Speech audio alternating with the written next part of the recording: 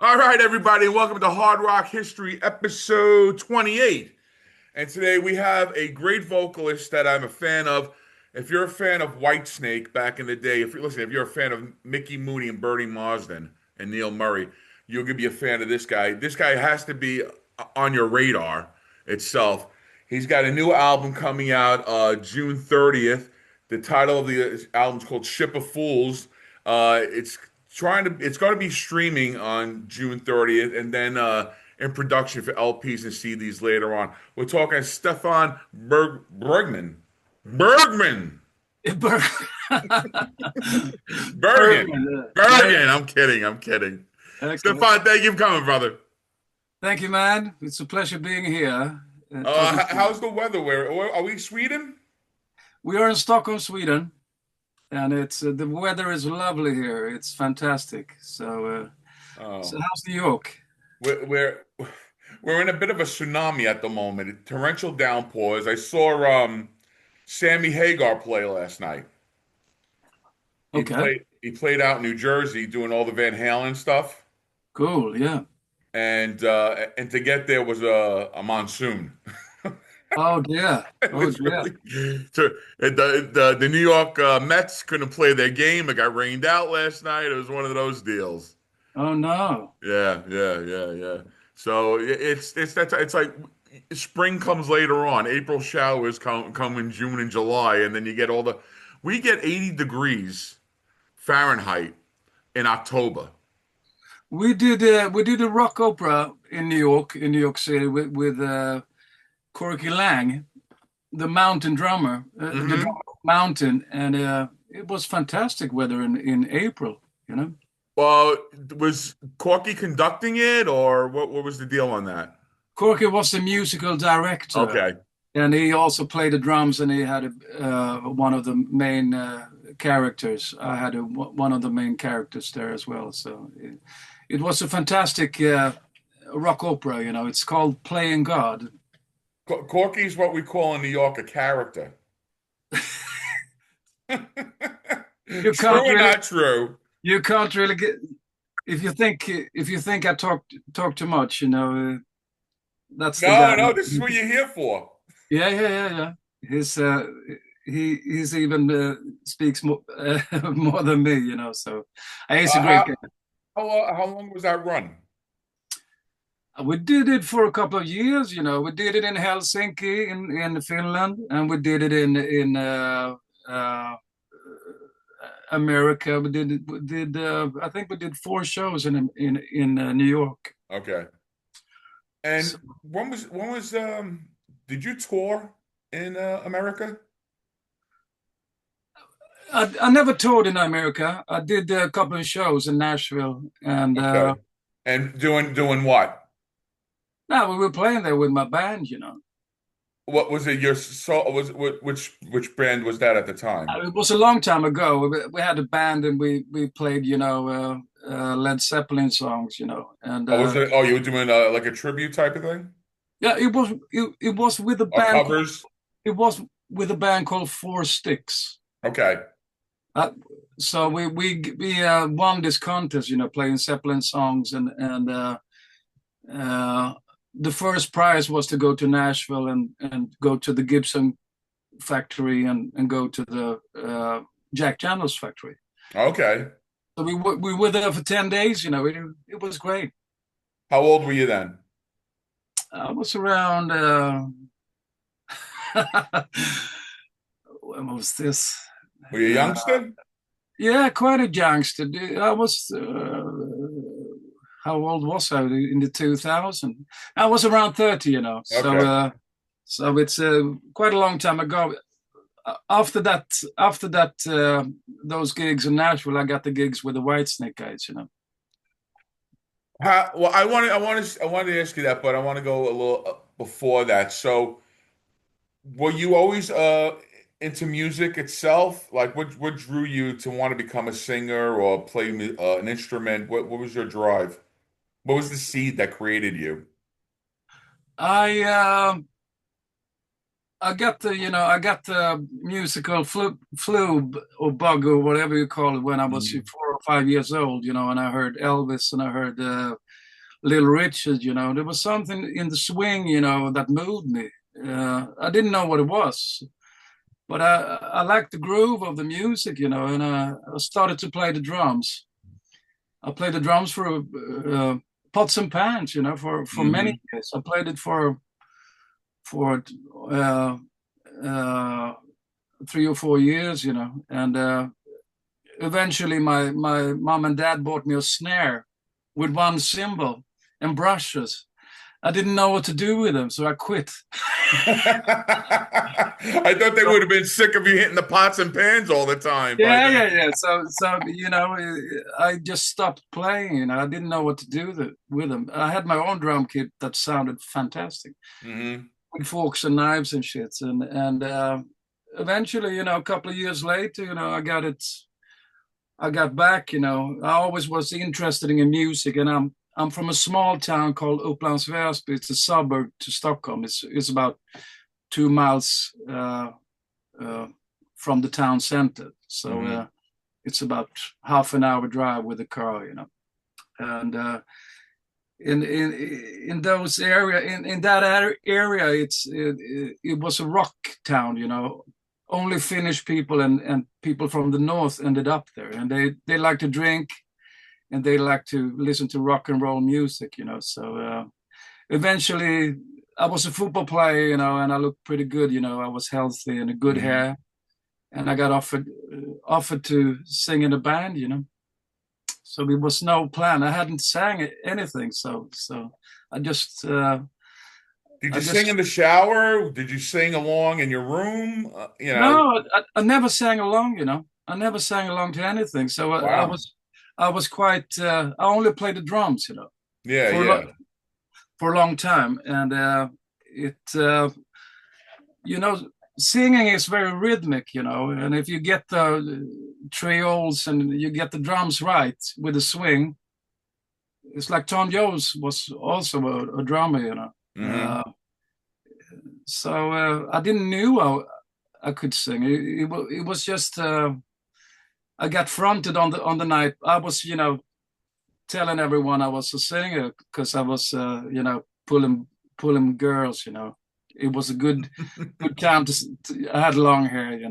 Yeah, yeah, But I yeah, was yeah. I was a fake. I didn't know could sing. So a band fronted me. To cut a long story short, they offered me come to the rehearsal room, and I brought my tape. It was a tape with a band called Universe with Kjell Wallén on vocals. I sang through that tape, and I told the guys to get out of the room. I need to check the mic. And eventually I said, "Okay, I'm ready to reveal the truth here. I'm not a Right. singer. I'm not a singer." So they heard it. They heard when I sang through the door and said, "You got the job." So it was, and after that, So, I never looked back. 1 month, so, I told the guys, we have to write our own material because I couldn't mhm. sing in the covers. Okay. Was it your memory of remembering the lyrics that was the problem, or? I didn't know how to sing to the songs. It took me a long time to. Uh, I never thought of it. It's Well, hard were to you sing. were you just speaking Swedish at the time, or were you learning English? What was the deal with you back then also?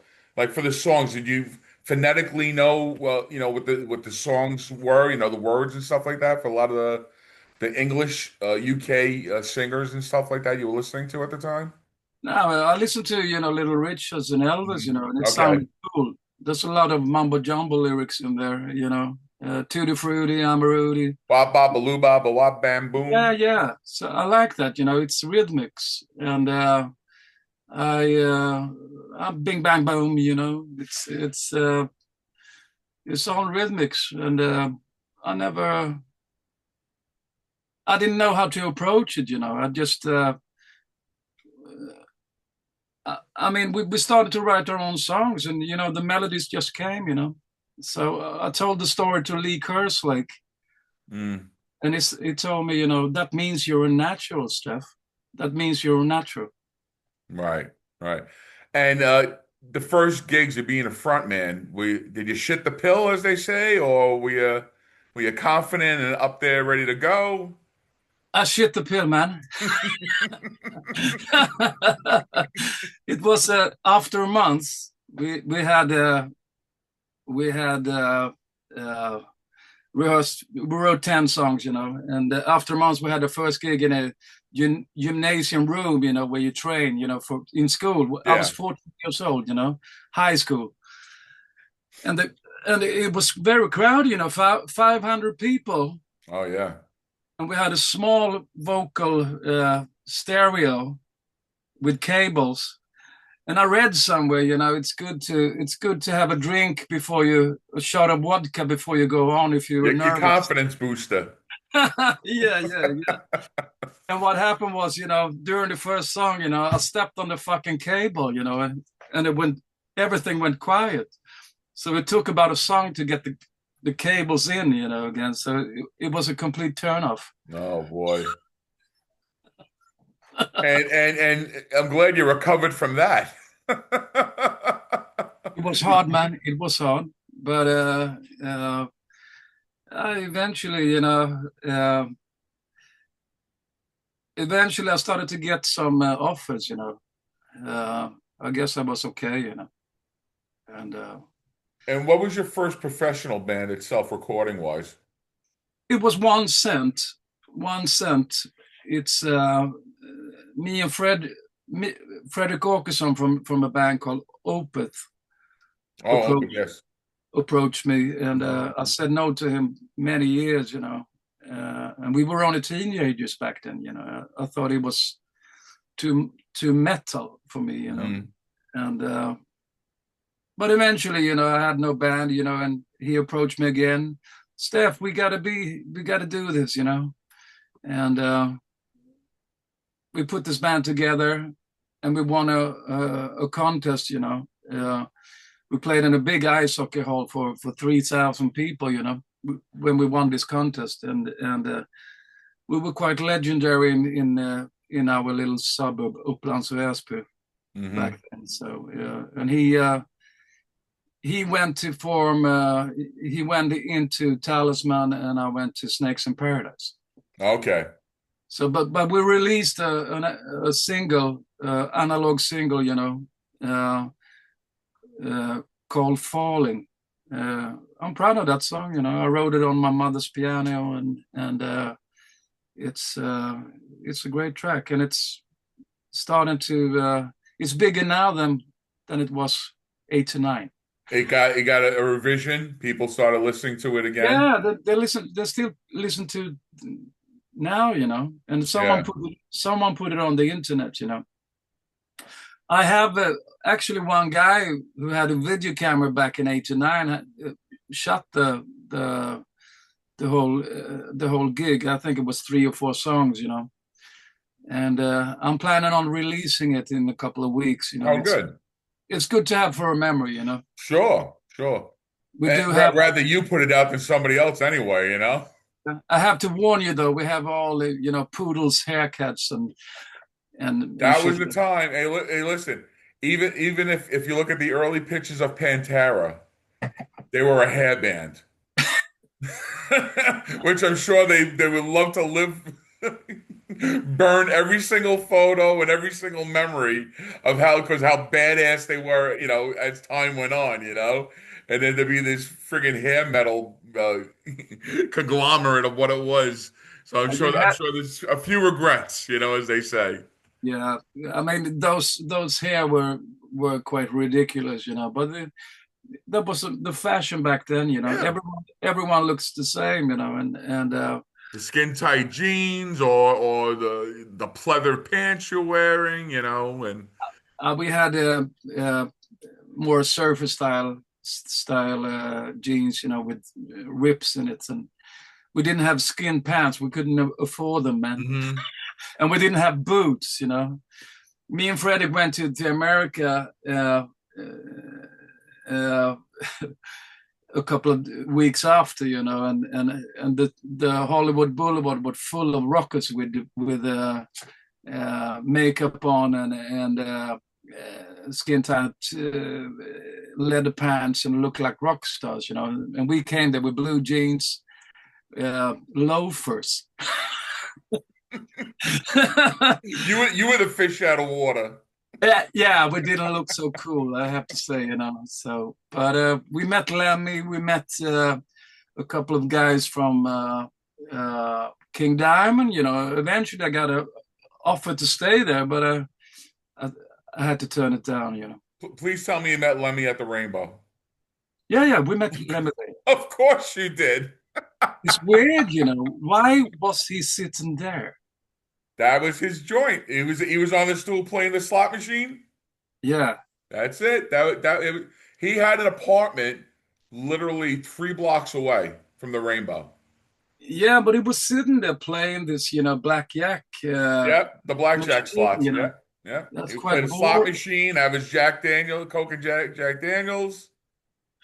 And I guess they were allowed to smoke back then. He's probably smoking his cigarettes too at the time. Everyone was smoking those days, man. Back in the day. Yeah, yeah.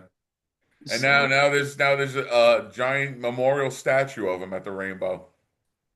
yeah, he And was there almost every day. And and there's and a Jack and Coke is now called the Lemmy at the Rainbow. yeah, I guess he wasn't. I'm not sure he was so hot at the moment. This was just before uh, Guns N' Roses had breaked. I Okay. remember, I remember we heard Paradise City for the first time, and we thought it was pretty bad. Uh, I mean, we had cat vocals, and Slash was a great guitarist. But it hit massively. And we had to Well, after it that. was the time. It was the time too. They came at the perfect time for it was a perfect storm for them. Yeah, Because we had to. in the long run, if Guns N' Roses never would have made it in the 70s or the early 80s because of like you said everything was about vocals and Slash might have made it as a guitar player if he was in a different band, you Hmm. know. But I don't think they were just at the perfect time for the music for what it was. Yeah, it's great. I get a little bit of Nazareth vibe, on the vocals. So great rock and rolls. For I didn't know Slash was from the UK from the beginning, but we realized that our music that we did with 1 Cent was a bit lame. Mm. So we started to play more metal and harder music. But no one in Sweden uh, got it. We played for 3 or 4 years. So we couldn't survive on those songs. But it was a good band. With Snakes, did you replace a singer? Or Pardon? we was with Snakes in Paradise? Did you replace a singer, or were the singer? No, I didn't replace any singers. It, Okay, you it came was in. You came in. yeah. I started to write. I told them they had another name for another band.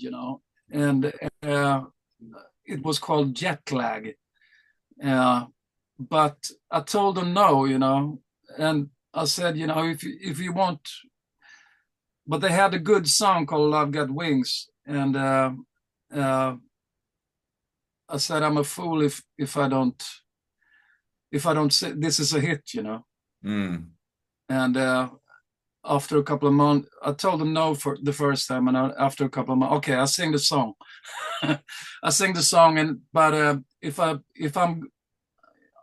going to start in this band, we have to change the name, and we have to change some guys in the band. I bring in a new bass player, Palmer, and I will bring in a new drummer called Pete. And so we formed Snakes in Paradise there and then.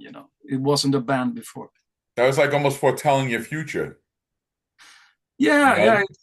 It's because I told them no the first time, and I started to write. But this snuck up on me. The guitarist started to write some pop song. Okay, you're not playing with us as a band, so we wrote pop songs.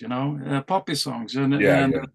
to make money because they had some some connection with Warner Brothers and stuff. So eventually I started to think, those songs are pretty good, man. Those good sound and good vocal sound, and that became the first Snakes in Paradise album.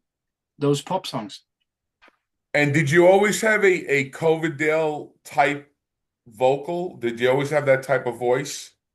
Yeah, it's starting up, or Uh, did you gradually get into your vocals that way in that sense? Not saying that you're a copy, but you have similarities in your phrasing and stuff like that of Coverdale. That's obviously, I think that's why maybe Marsden and Moody recognized you also. uh, I don't know really. The thing was, I mean, obviously, I'm a big fan of Coverdale and Glenn Hughes, Hmm. but I have to say, if you listen to the first single, my thought was not to listen to anyone else, because I Hmm. wanted to have my own brand. So I Of didn't course. listen to any singers. I just wanted to sing my own style, my own unique style.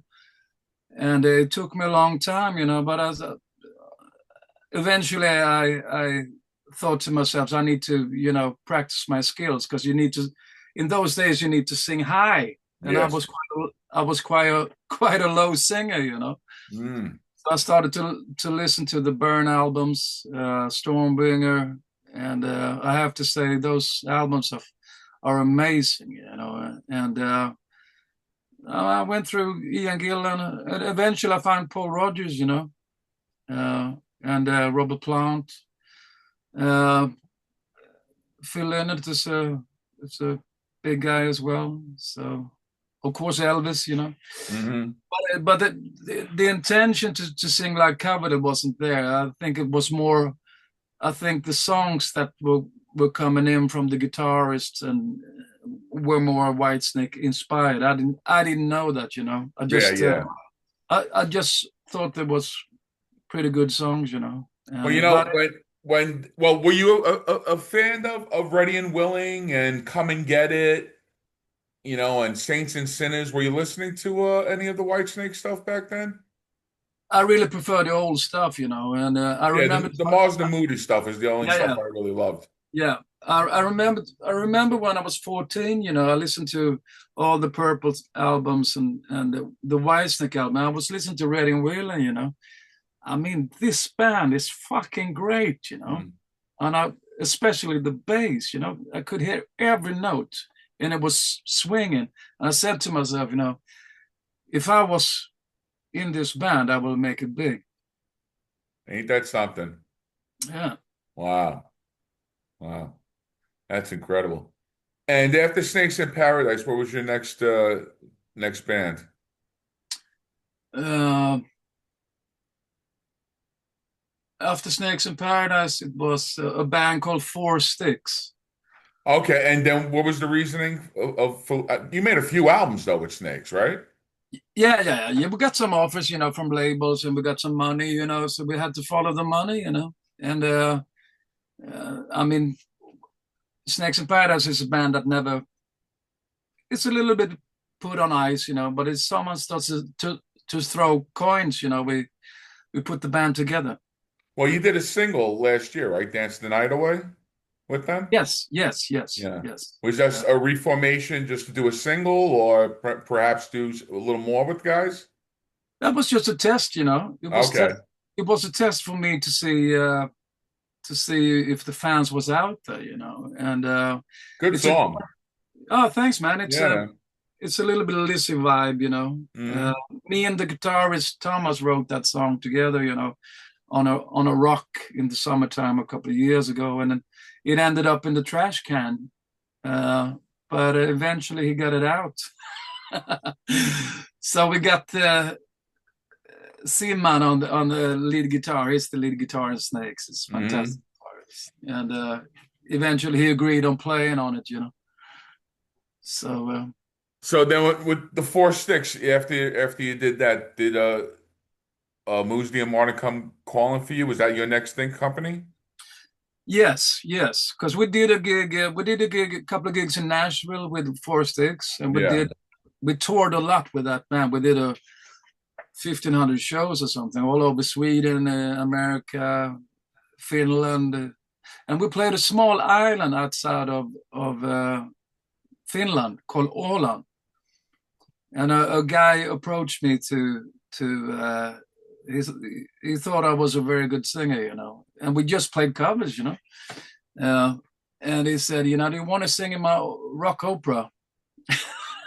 And I said, in those days it wasn't popular with rock operas, Yeah, yeah. I didn't know the guy, but I didn't give him my number as well, so I didn't know who he were. He was some kind of perfectionist, and I didn't like that. I'm not a perfectionist myself, so eventually I didn't give him my number, and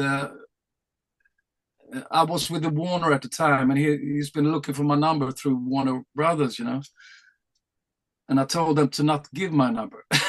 Eventually he got my number from a friend or something. He phoned up, Stefan, I've been trying to reach you for a long time, 5 years or something. Oh my God. Oh, listen, right now I'm mixing the Whitesnake guys down in Hamburg, and they need a singer. I want you to come down. I think you would be perfect for the job. And the guy who said that was Niccolo Kutzev. Oh. So I owe him a big favor, Yeah, because they had a band called the Snakes, and and it's funny on the credits Johnny Landy and a John, Hmm. and I swear to God, Stefan, I would have bet the house that if I told anybody, I said who's singing on that album, they would have said it's David Coverdale. That's how close Jorn was on that live album, that Live in Europe. And then they Yeah, I make heard that, it. and then they make that Once Bitten studio album.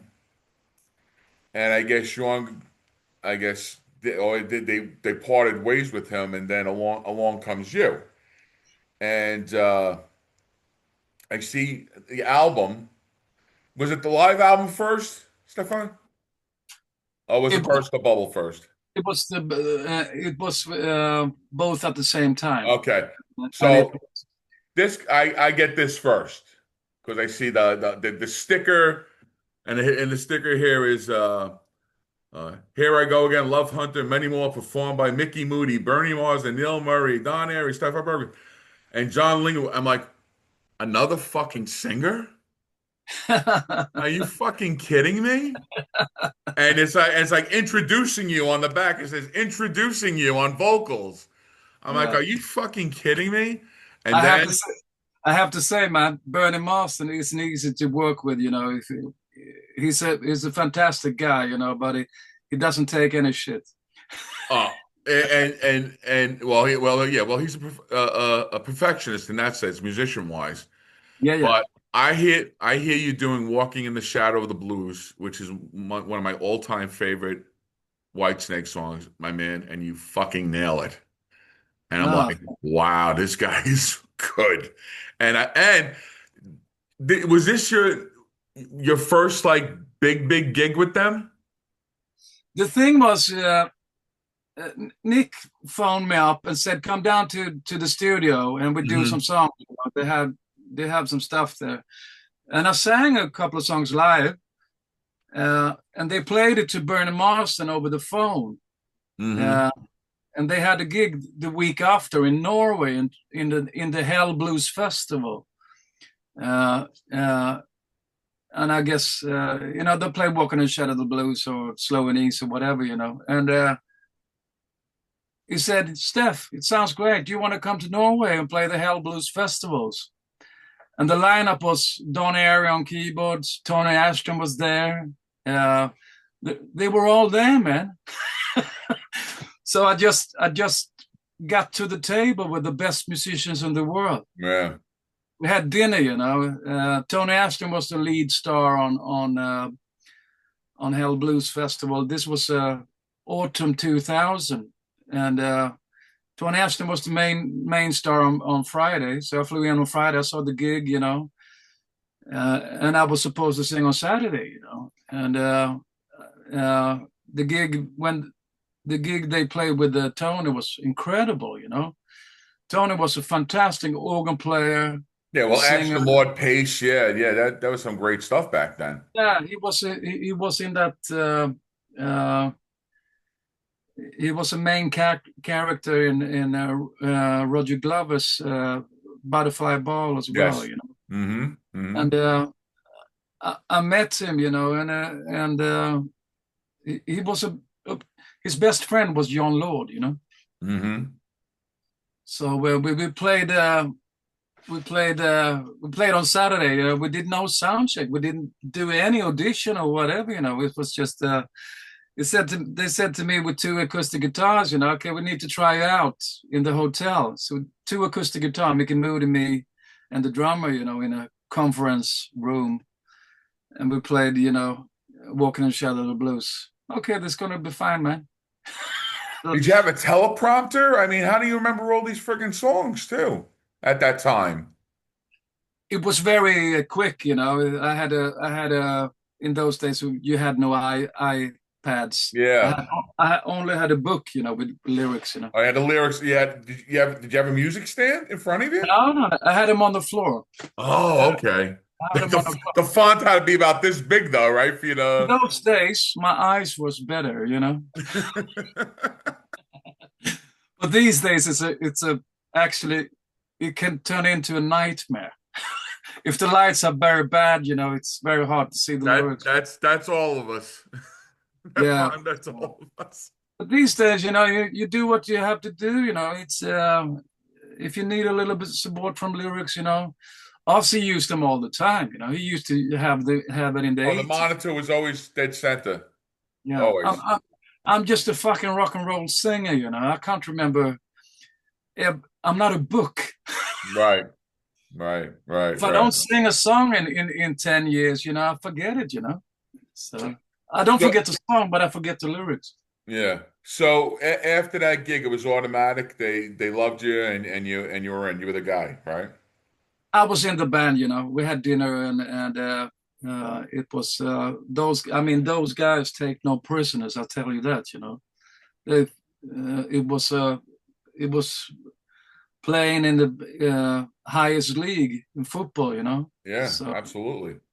and we did it for about 10 years. From 2000 to 2010, and I mean those guys were fantastic. And So why only one album then out of all that time? they wanted to take the easy way out. They wanted to Just do get the hits? just do the hits, and we do the big summer festivals. We played Balingen Bangers Festival. We played Luxembourg. Wacken must have been unbelievable for you.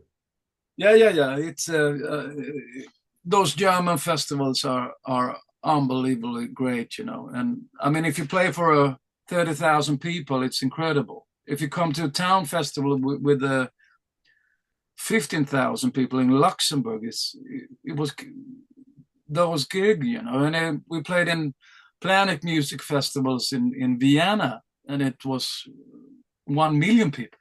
Oh my God. So What's it like to see an ocean of people? Do you take that in, or is it more like I got to do a job and like well, I saw some video of you, but are you an animated frontman in that sense of like try to bring in the crowd, or you're just a straight up? Do you feel you're a straight up singer and just uh, deliver? it was quite funny. You have to act your part, because they hire. Uh, I mean, I was just a cover band singer in Sweden, Mm-hmm. and I mean, obviously, I wrote my songs since I was 14, but they hire me to be a rock star, so I had to play the part, Yeah. and, uh, I mean, eventually, when I come to the UK to stay with Bernie Marsden, he has a big council house, and he hired a rock star. So I need to act like Elvis, Hello, how you doing, man? All right. So, Thank you very much. Thank you. yeah. And he fell on it, He fell on it. So you have to play your part, and when you play those big festivals, you're on top of the world. Yeah, It's called Ride the Lightning, but you need to be cool. I learned a lot to play with those guys. You don't need to. I mean, you can start to jump or fly on stage. You will really look ridiculous if you don't take it easy. You need to use the power, and send it out again. yeah, yeah. So, But also kind of rein it in, also to to not look like you say, look like the fool also on stage. Sometimes some guys get a little too nutty, and you're like, I, yeah, I take it in, and I also send it out. But I take it in, and I keep it in me, and I bring it out when I need to. right. And was the audiences appreciative of your vocals and your work, and did they like you as the singer at that time too? Yeah, we went down very good in especially in the UK. And Coverdale come from he speaks this, James Bond. He's trying to act a James Bond character, but he's actually from Newcastle, and that's in the northern part of UK. Hmm. So I mean, I did my thing, I didn't try to copy Coverdale, but you have to sing those songs the way they are. Yes. If you listen to my voice, it's a little bit different. You can hear Hmm. Stefan in there. Yes, you could tell. Jorn, when you hear Jorn, couldn't tell the difference between Coverdale and Jorn, But I mean, Jorn is a great singer, but he copied Coverdale too much, So it's Absolutely. we had no problems, playing. Everyone was happy to hear the old stuff again, played correctly, and sometimes it was advertised as Whitesnake, but Coverdale didn't like that, But you have to. What can you say? It was more Whitesnake than Whitesnake. Right. Original Whitesnake. Yeah, Yeah, yeah. absolutely. So it's And how is you being there? How was the teamwork of Moosden and Marsden? Was it yin and yang? Was like Bernie the boss and Mickey the mellow guy, or were they both alphas? How did that work out with them? when guys are at that level, they're pretty tough guys. I have to say, Bernie he was very soft towards Mickey, and he held him as one of the best guitarists in the UK, which he Slide was. guitarist, unbelievable. Incredible. He's Dwayne Allman level, and those guys, I mean, they were yin and yang on stage, Hmm. but eventually, Bernie could be, he's he is a door opener, He's a very interesting character, and he had two sides, He had two sides of him. He had heaven and you had hell, Yeah. And you don't want to meet a hell person, And Hmm. but as soon as he starts to play and sing, you forgive him. And he was never hard on me, But I saw some guys who cried, and I mean, they were friends with Lemmy, They were and Lizzy and Ozzy. Those guys are mean bastards. So Right. you have to, you have to be aware of that. And I took no shit because I was in my part. I Right. was in my Elvis part, Right. So I didn't let them put me down, And it transformed into M3, right? It transformed to M3, and we got this marvelous drummer called Jimmy Copley on the drums, and we got Mark Stanway from Phil Lynott and Magnum Magnum, yeah. on the keyboards.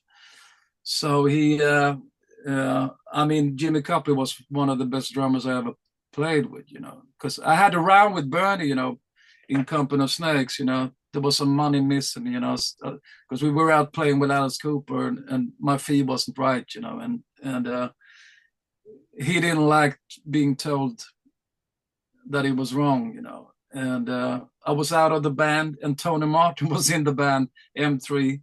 But I knew Bernie's a tough guy to be around as a lead singer because he's the boss, Yeah. And I know it wasn't meant to last so long. So With Tony. yeah, yeah. Yeah. I mean, he was in Black Sabbath, Yeah. And, uh, Yeah, because the DVD I have, I think, is with Tony yeah, yeah, on vocals. Yeah. yeah. He's a great singer, But I knew I knew Bernie couldn't, he couldn't stand coming in second place. He needs to be the leader. There's only one leader in the band, and that was Bernie Marsden. Right. So after 1 year, I offered him my services. Again, if you ever need a singer, call me up, man. And he phoned me up the next day. We need a singer. You want to come down? So we released a new DVD, in 2004 with M3, and it was no rehearsal. Me and Doogie were auditioning for the job, so that's our audition. We didn't rehearse anything.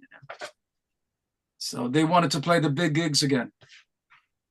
You had to audition again for the gig that you used to have?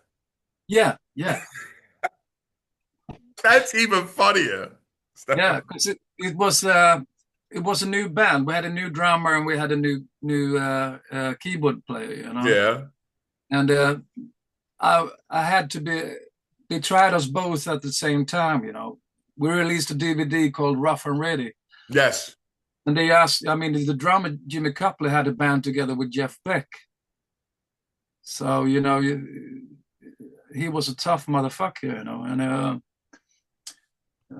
Bernie was a fan of Jimmy. Jimmy was one of the best drummers in the world, and Bernie asked a simple question to Jimmy,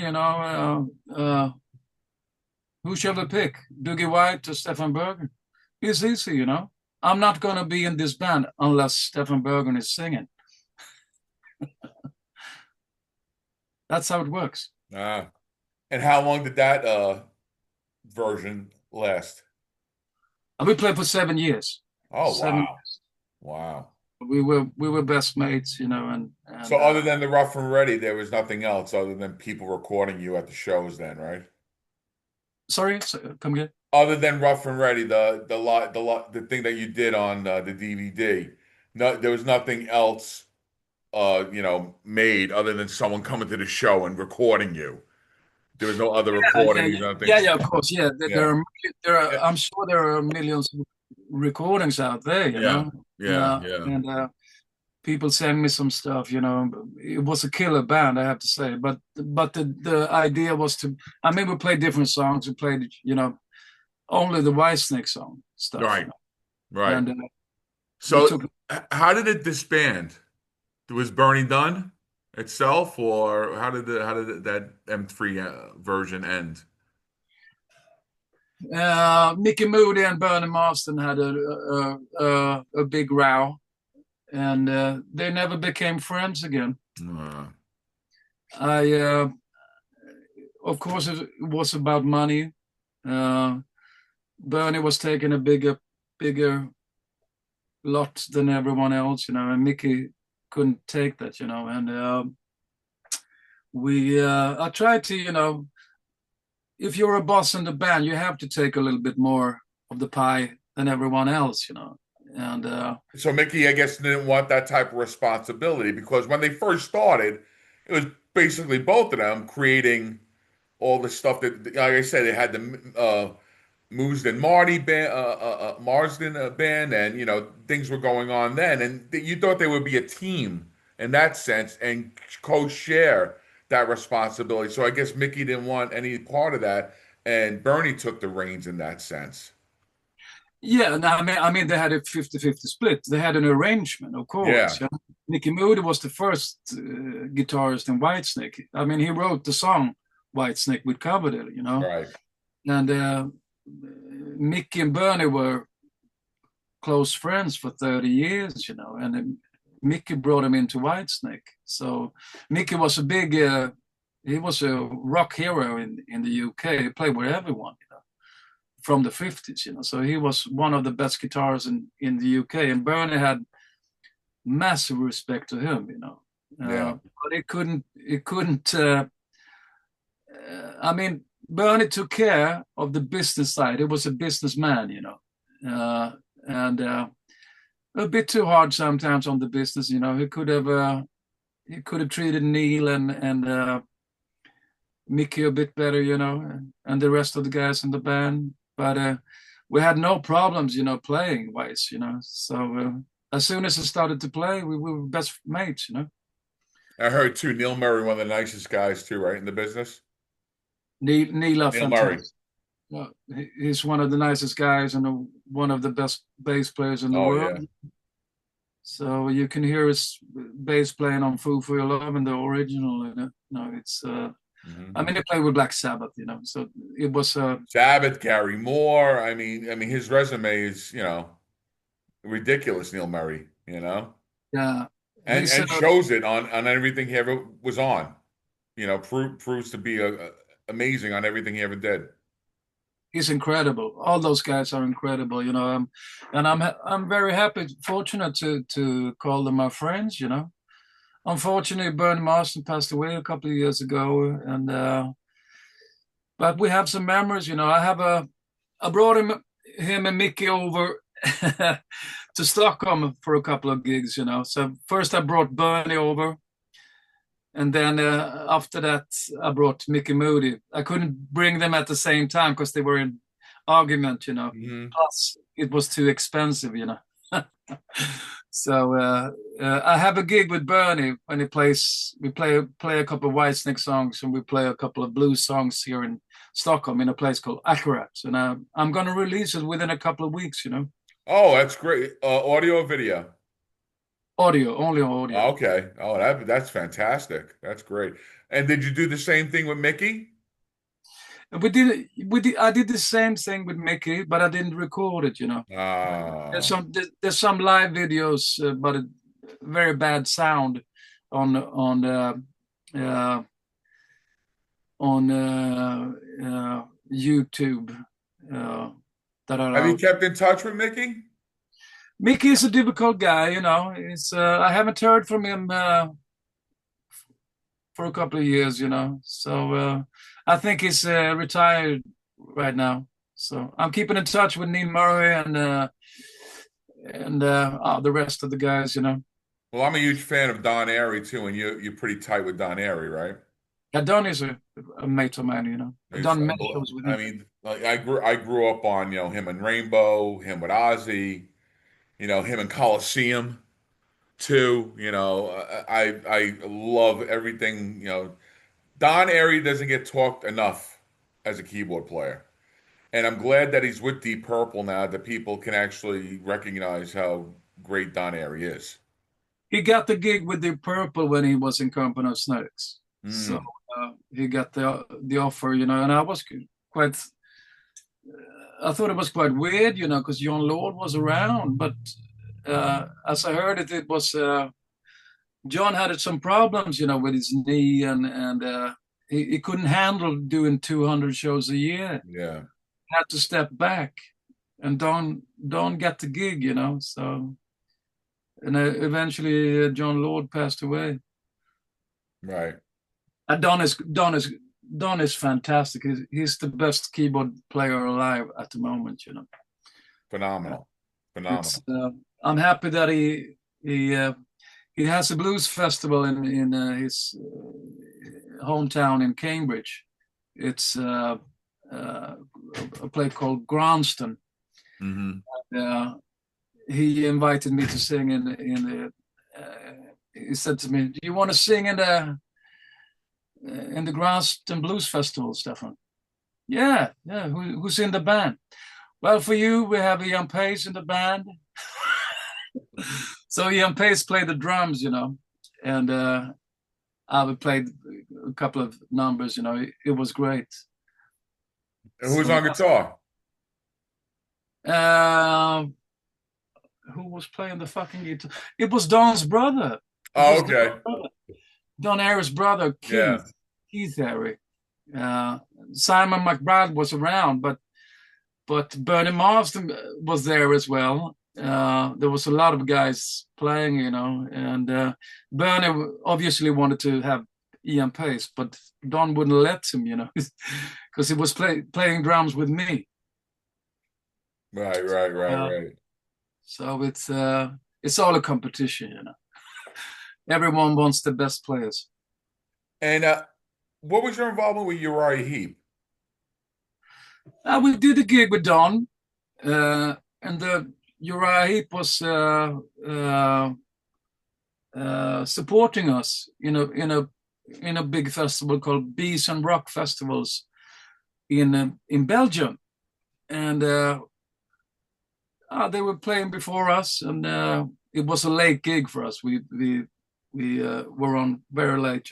I met those guys before, when we were with M3 and the Company of Snakes. We played many festivals together. Mhm. I mean, I met, but there were some new guys in the band, and I obviously played with Lee, but uh, we did. I remember that gig because it was so bad monitors for me. I had to tell the technician, the monitors sucked, and I said, man, I never use a wireless mic because I hate them. There's no Okay. power in them. My voice is so powerful that it shuts down.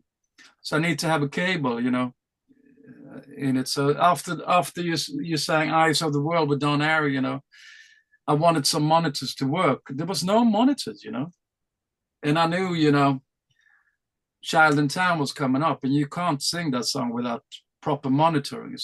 We did 3 songs, and then I had to stop. You have to sort out the monitors.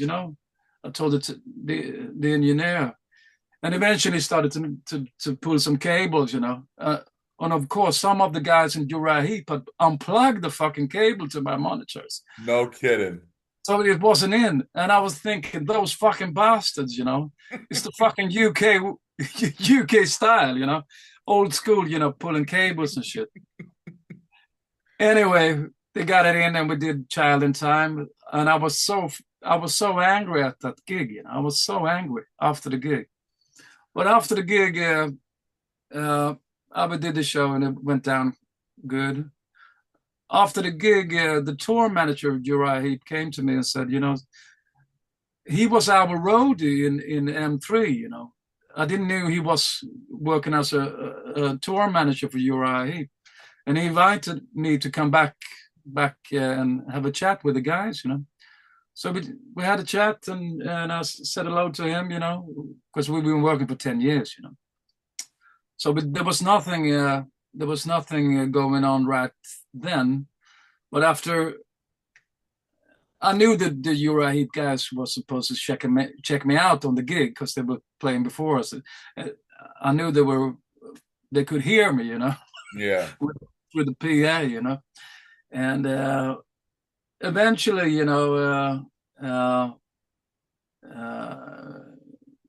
Mick Box phoned me up and said, do you want to?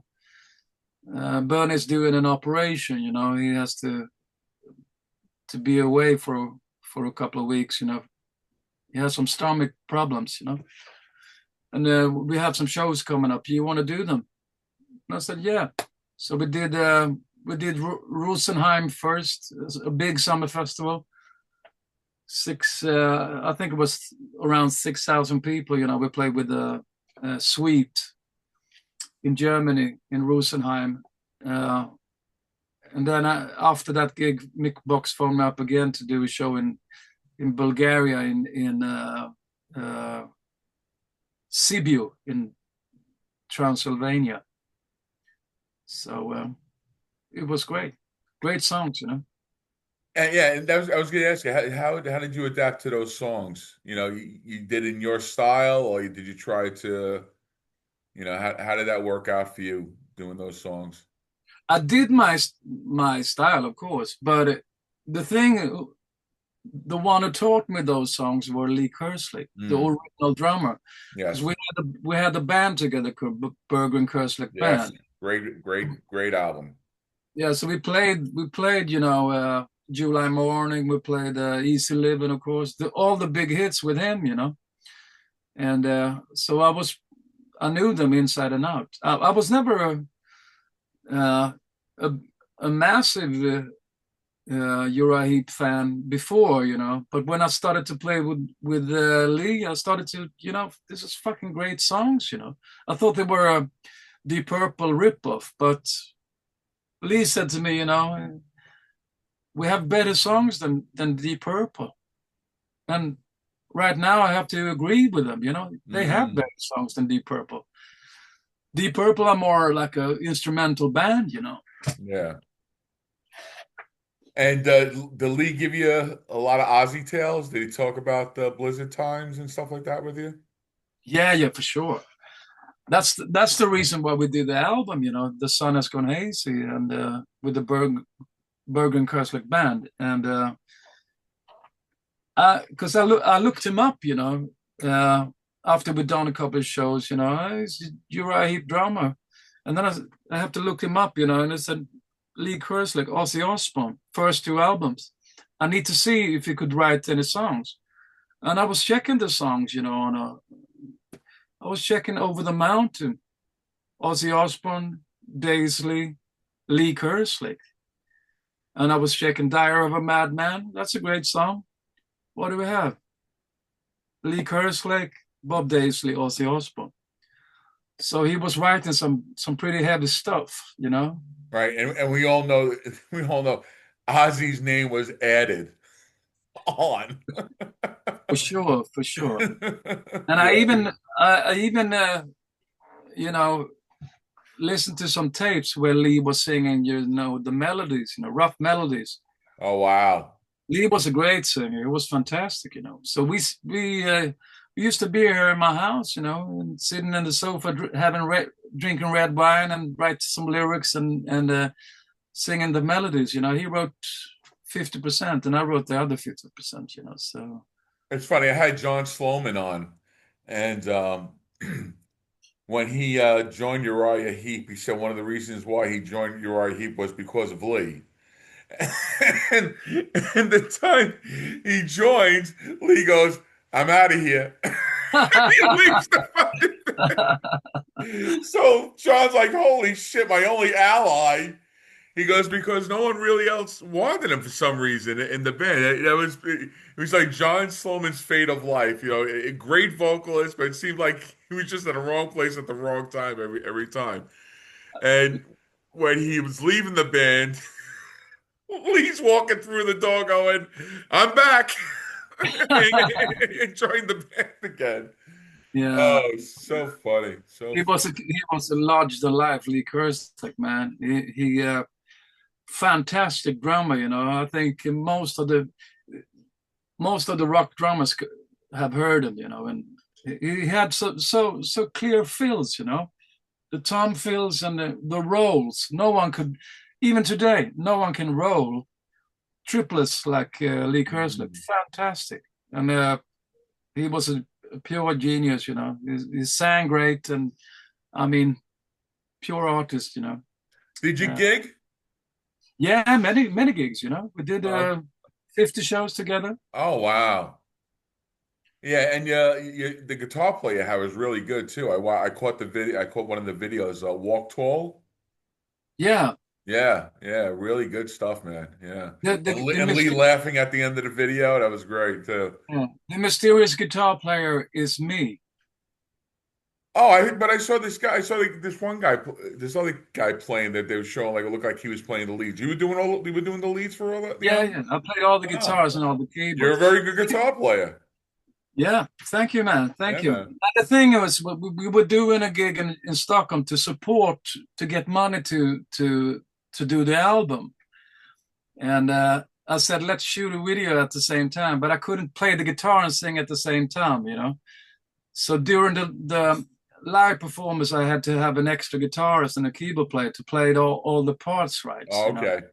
So, but they're not playing on the album. Joachim is playing a little bit on the album, but mostly it's only me and Lee. And And did it was only a one-off thing, or does Lee go back to Uriah Heep? What happened?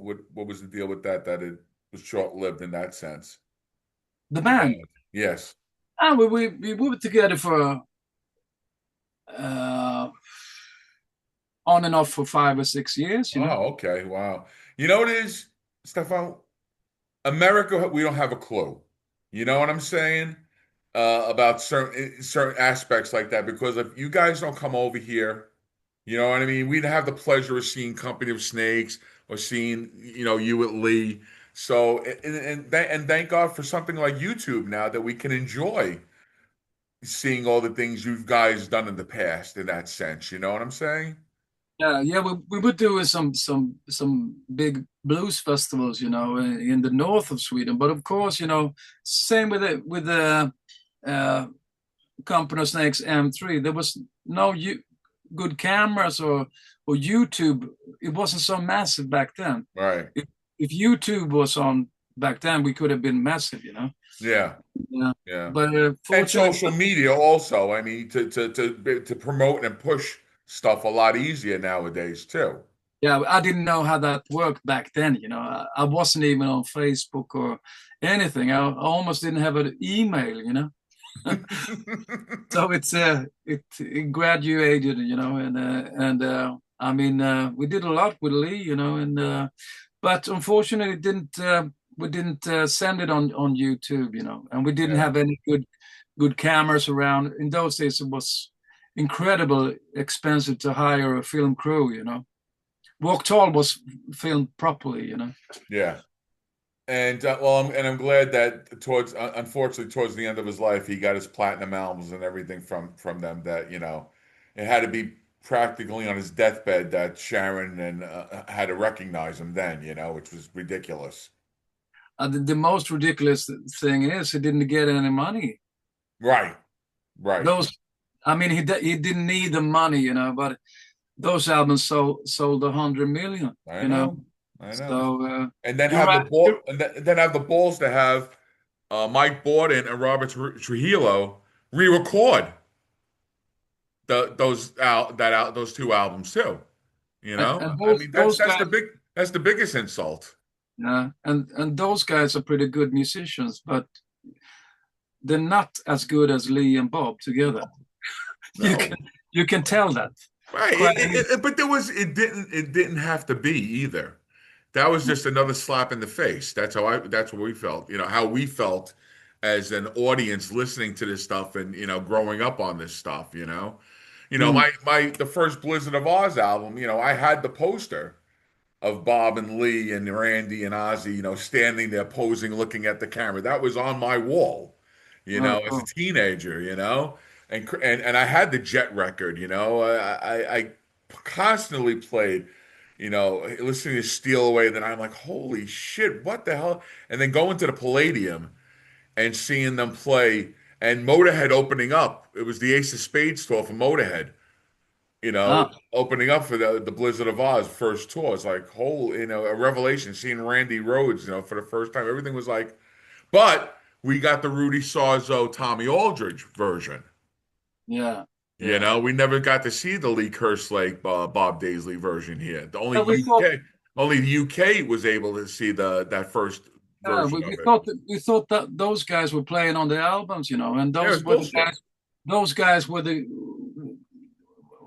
guys that we wanted to see, the original lineup. No, we knew, true musicians knew because I said those guys on my poster wasn't those guys performing when I was seeing them. Okay, yeah, We knew the deal.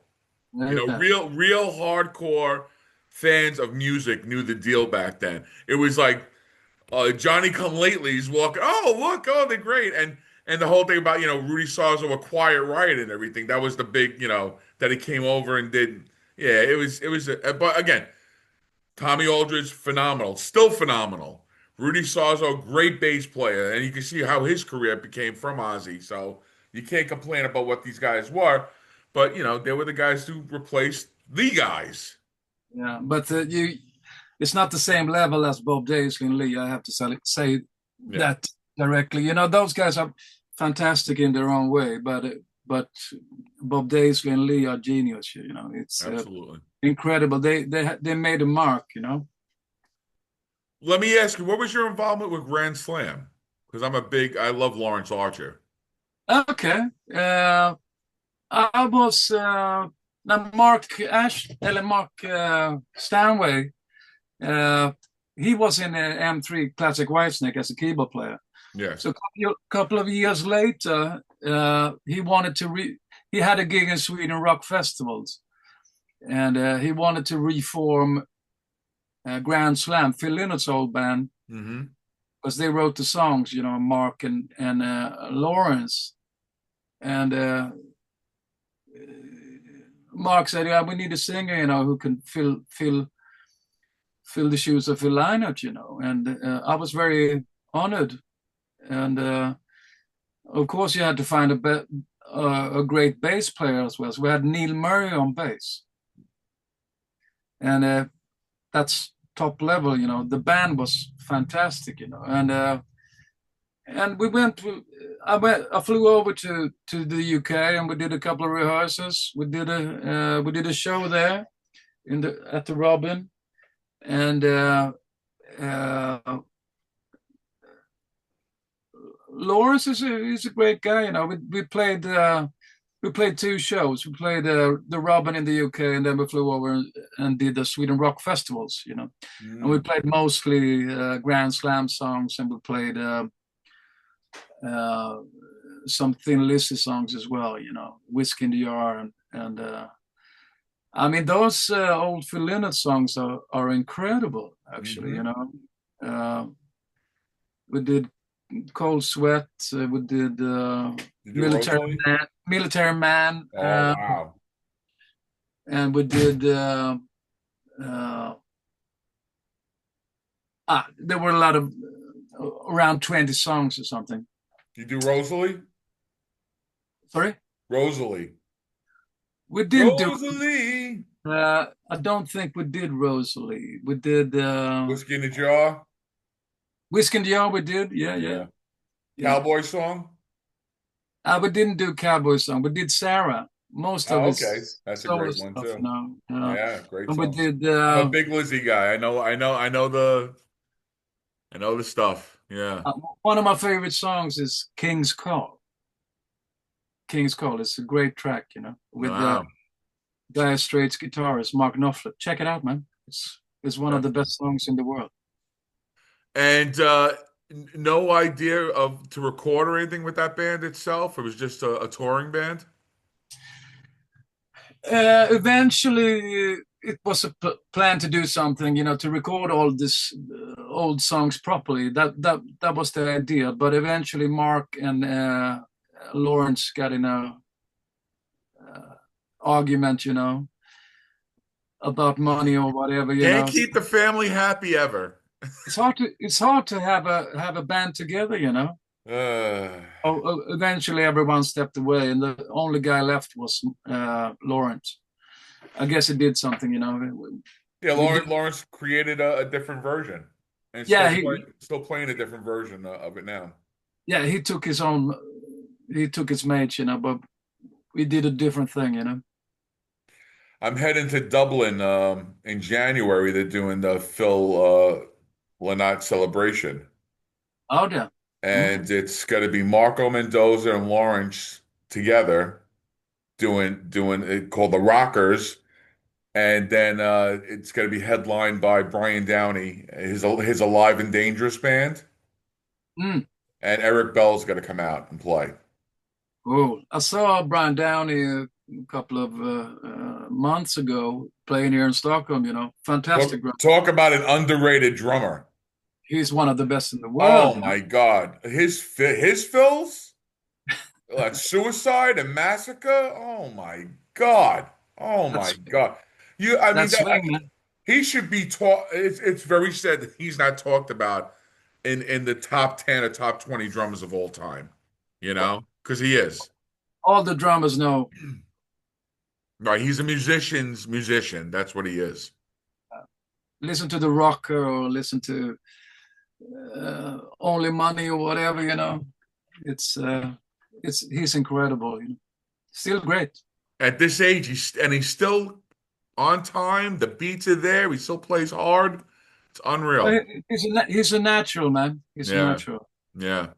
All right, let's get to what we're here for, the Ship of Fools. Want to talk about the concept and where this all came to be? Yeah, it's I mean it's been in my drawer for a year or something. Uh, the concept. How do you write, Stefan? Is it the door opens and a lyric comes out, or is it music comes out? You're sleeping in bed and then a premonition comes to you. You're walking down a shopping with a shopping cart and you on your iPhone. How does it come for you? The songs come from God, you know, Hmm. and it's from the rock gods, you know, and Hmm. it comes through me.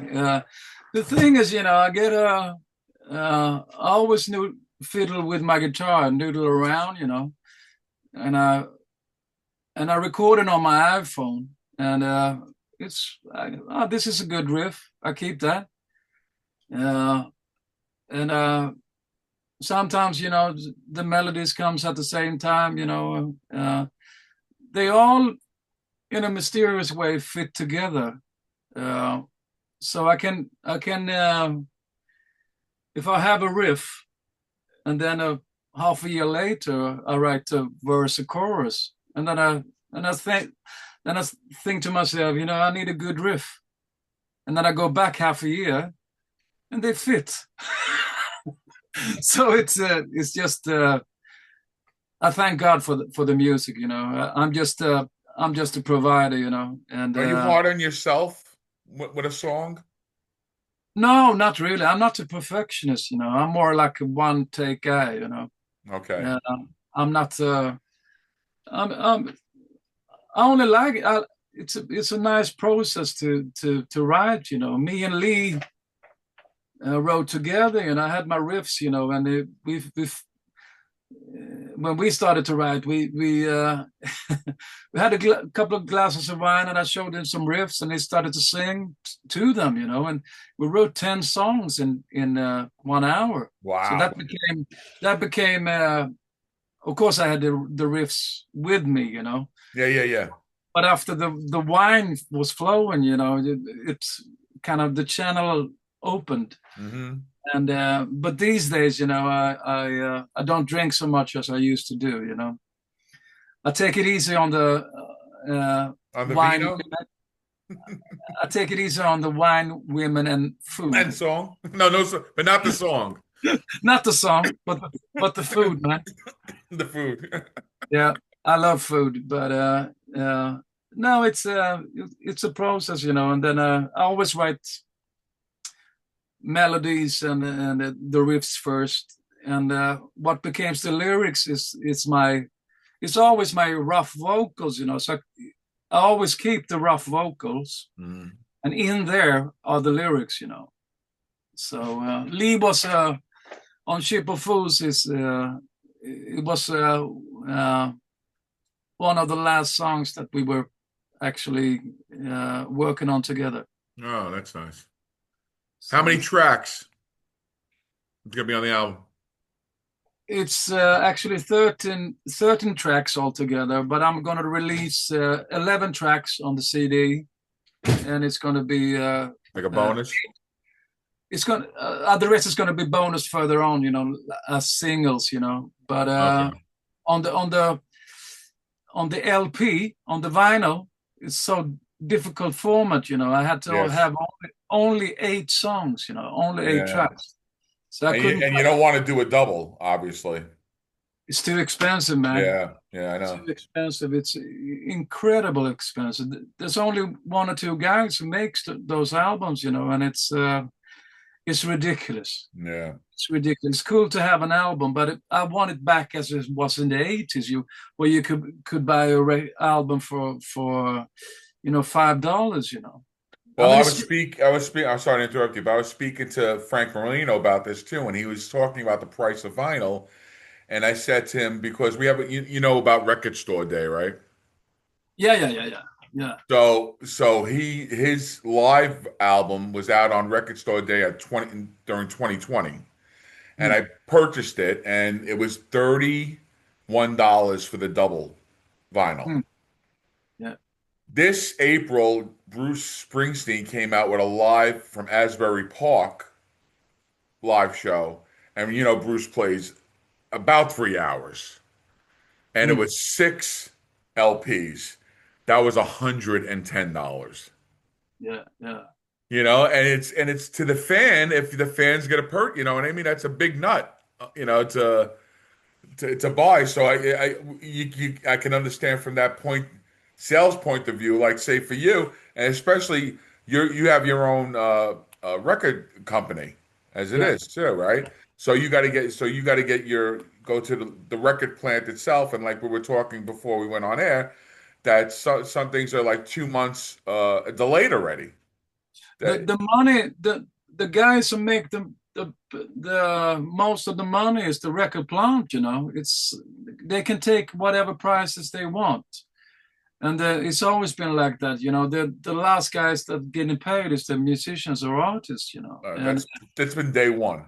you need to buy your own record plant, and press your own. I'm getting tired of this shit. Yeah. It's horrible. It's just, I mean, it shouldn't be that expensive to print music on CD or LP. It's just music. Come on. And the 13 tracks, will that be streamed? Will the streaming have all 13 tracks? The streaming will have 11 to begin Okay. with, and the last two will be singles further on this Okay. autumn. You So want to it's try to work, you want to try to work with a distribution with like a Japanese label to get like do the bonus tracks that way to work it out that way? Because a lot, you know how it is, you'll get it here and then you go to Japan, and Japan will always have an extra two songs with the OBI, they make it's all fancy the way they do it, you know? Yeah, that's a bit horrible. We did 12 songs with the Snakes in Paradise, the last album, and I mean 12 songs is a lot.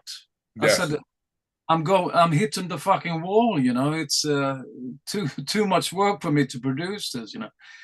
We need to have one more bonus track for Japan as well. I was thinking, oh And you're in the no, can already. You're done, I was right? done. I was Yeah. completely done.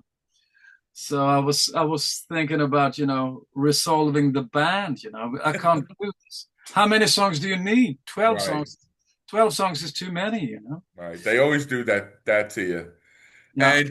And you made three videos for this. I know Phoenix Rising, Under the Gun, and I just saw what was the other one you did for this Uh, album?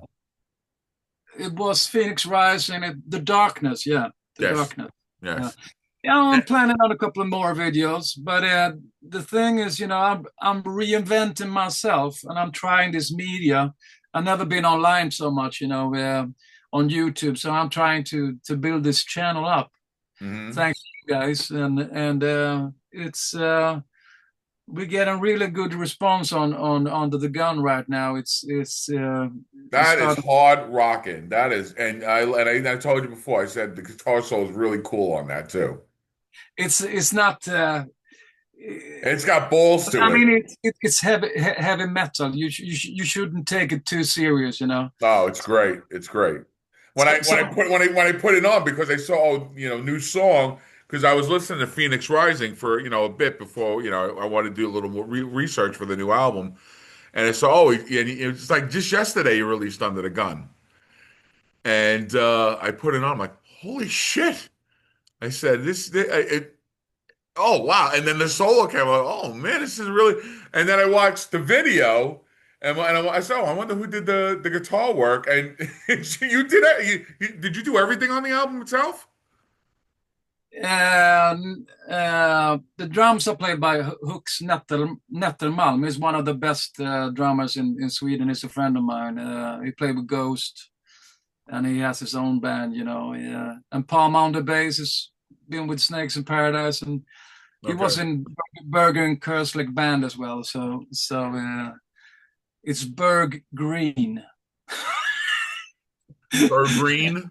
Yeah.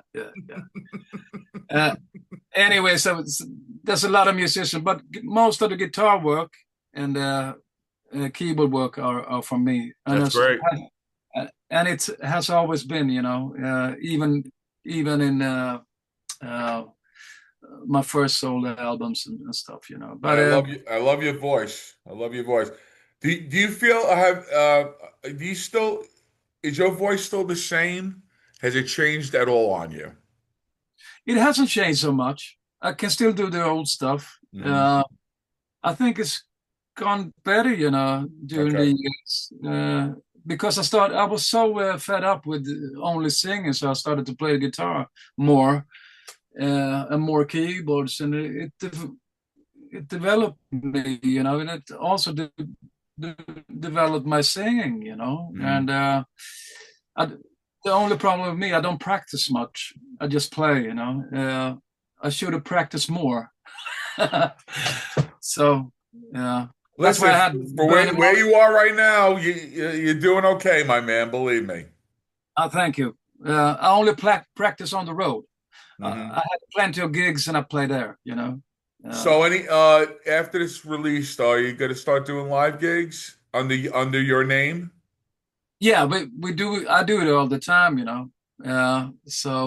We're going up. We're gonna do a couple of weeks in 2 weeks in Hudiksvall in Sweden this summer, and it's my relatives are actually born in Hudiksvall, so it's quite historic for me to be there, you know, because they all my great grandfathers and stuff ended up there many hundreds of years ago, you know. So it's been a melting pot for my relatives, you know. Yeah, but uh, but we're gonna do some gigs, and uh, there's been some talk about me doing a tour with Ian Pace as well, with a classical orchestra. But that's next year, you know. Yeah, because he has that thing up like perpendicular. Yeah. But Yeah. this is a different thing, you know. I've been approached from a guy called Stephen Bentley Klein, uh, a Deep Purple conductor, Okay. and he's he asked me if I wanted to sing about, I think it's 30 or 40 shows, you know. But Oh. that's next year, you know. Yeah. But this album we're gonna do. I mean, obviously I'm gonna bring my own band, you know, and I use different players, you know, around the Stockholm area where Okay, so you don't have a steady group. You'll just go from town to town basically, and you bring them, you hire musicians to help you out. yeah. I'm like Jimi Hendrix, you know. I have a different band in the UK. So if I play in UK, I'm gonna use Danny Needham on drums, Mark Stanley on keyboards, a different band, you know, because you Mhm. need to have the keep the cost down, you know. I Right, don't have.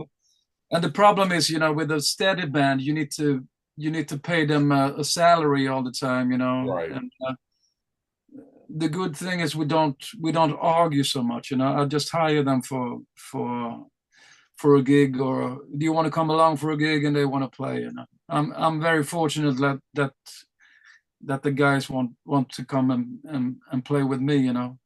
I'm sure I you have a very good Rolodex of I, names that you I can have call. I'm very one of my best thing is as a drummer, you know. I'm a very good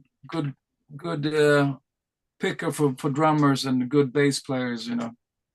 And you're a very likable person, so I can't see why anybody would not work with you, sir. I'm trying my best right now. He's not bullshitting everybody. He's the real deal. He's a good guy. I want to ask you, during the whole time, were you a collector of memorabilia of any of your stuff? Do you have like your laminates or any tour shirts? Did you ever keep any of the stuff of any of the bands that you were in? I have a little bit, you know. I have a painting of the first Berggren Kurslick band, BKB, and The Sun Is Gonna Hate See, a Hmm. big painting. And obviously, I got a couple of tour T-shirts and CDs from the Company of Snakes, and M3. Unfortunately, I wasn't really good at that. It all it's been used, so I'm not. We'll see, but I don't have any plan. The plan is, I have a Gibson guitar, which is you can see in the under the gun, Hmm. which I play in. And it's played on all of my stuff. And I had Bernie Marsden play it on two songs. He played on Coming Home and Long Gone Down the Road. And he has a nice Les Paul called The Beast. Uh, Yes. Yes. and he said to me, Steph, you have a very good guitar. Because he was here, he was bringing a PRS. I said, you can't play on that guitar. You need to play on a proper Les Paul. Yeah. He used mine on those two songs, and he thought it was a great guitar. But I had to when he asked me a couple of years later when we were doing this Don Air gigs, Steph, how did you get me to play on those two songs? It was under a gun threat, man. Had a gun to his head. Because he doesn't do stuff like that. I mean, I sang a couple of studio jobs for him, and it was payback time. Right. So we had a couple of hours before his flight back to London, and I actually made him play on two songs, and he was very angry with that. But afterwards, he said, "Good songs, man. Good songs. Can I write the lyrics?" So I said no. Sorry, it's already been written. Yeah. I wrote a couple of tracks with Bernie Marsden. He's a fantastic writer. Yeah. Again, Fool for Your Lovin'. So Yeah. When I got the Live in the Heart of the City, I didn't know how great of a vocalist he was. Doing the backup, I was doing some of the leads on some of those songs, like "Come On" and everything. I was like, "Holy cow, this guy could sing, he's, man! he's a fantastic singer, and it's Amazing." fantastic. We used to sing a lot, ain't gonna cry no more today, or duet. And I have to say, he's one we're really tight, vocal wise and the musicianship. I have massive respect for him as a musician. So do Fantastic. I. So as a listener and just a kid from Brooklyn that I went to a record store one day and there was Ready and Willing and Live in the Heart of the City right next to each other. And I bought the live album first. I said that attracted to me. And of course it was Ian Pace and John Lord and David Coverdale. I'm like, holy, and I'm like 12 years old, 13 years old. And I listened to it, and then the next day I ran and I got Ready and Willing. It's incredible. You know? He phoned me up one time in Bern and said, Steph, I got a great gig for you. We're gonna put together the original lineup of Whitesnake with John Lord and Ian Pace, and you get to sing with us. So it was a Tony Ashton Memorial Concert. You have Hmm. someone recorded it on a tape recorder, just a pocket recorder, but you have it on my channels, Stefan Berggren here on YouTube. Yeah. So it was incredible to play with all those guys, Ian Pace and John Lord, especially John Lord. Those fingers could play, man. And how was he, John Lord, meeting him wise? How was he a cool guy or He he was the coolest guy. he I looked mean, the coolest guy? he was the coolest guy, and you don't have that name, John Lord, if you're not cool. He was he was the nicest guy, but very cool. When I met him, he had an aura of a magician, and I had so much respect for him. I was only 29, and Yeah. I mean those guys were on top of the world right then, 30 years ago, still are. But I mean, the charisma and the aura was amazing, and the way he played, just by a couple of notes. I never felt that with anyone. The only guy who can come close, because playing keyboards it's very difficult. Not many has that magical touch. Yeah. You have one note or two notes. I mean, John Lord has the magic fingers, and Don Airey is almost there, but Yeah. not on the feeling level as John Lord. I have to tell you that. But Don is more technical. Let me ask you, did you ever meet Cozy Powell? Unfortunately not. One of the best drummers in the world, that feel on Stargazer? Stargazer or Gates of Babylon, Oh. It's just Even Light in the Black. yeah. Unbelievable. The closest I've been to Cozy Powell was actually I got this birthday gift from Neil Murray. I got the sticks from. Oh, you got Cozy sticks? Still have them? Yeah. That's awesome. And my son started to play the drums. He plays the pots and pans with those sticks. Oh no. So you can actually call them used then. Yeah. I didn't know how a cool gift that was, when I got it from Neil. But I mean, it's pretty heavy, man. Big time. Big time. All right. So again, Ship of Fools will be released streaming wise June 30th.